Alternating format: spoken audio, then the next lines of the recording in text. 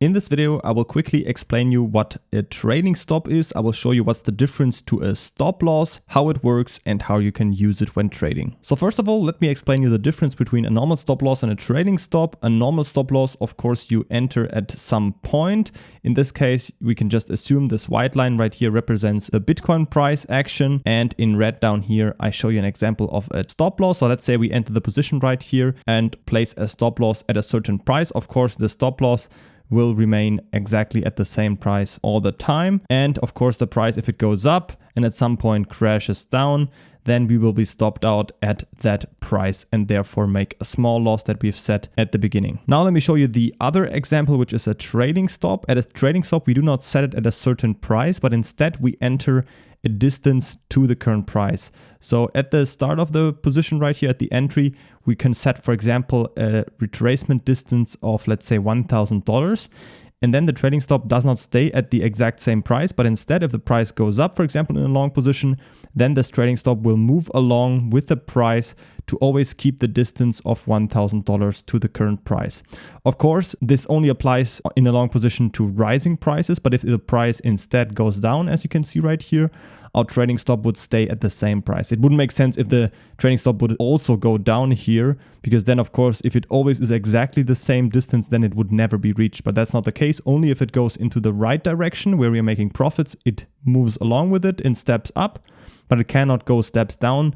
So if it goes down right here, it will stay at the same price. So in this example, I calculate exactly all the movements that the trading stop would do at that price movement right here.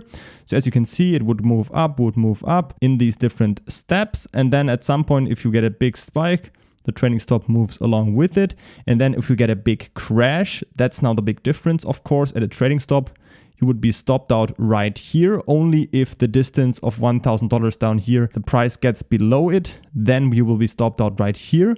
And in this case, of course, which is the big difference between these two, you would still, compared to our entry, make a pretty nice profit because it's of course higher than our entry. So even though it's basically a moving stop loss, you're still making a profit in this case because you've moved it up so much that we are now actually in a profit with our trading stop. But instead, if the price crashes down this much, let's say, you would only get stopped out down here with the stop loss. You would, of course, still make this small loss. So that's the big difference between these two. And of course, a trading stop is especially useful if you want to leave your position opened at night, for example, when you cannot monitor the situation and you also cannot move your stop loss. Then a trading stop is a pretty good option to use because it secures your profits you will make overnight if the price actually moves into the right direction. So you can prevent yourself from actually being right by predicting the price is going to go up, but because you couldn't close your position in here, the price crashed down at some point and you will still be stopped out down here.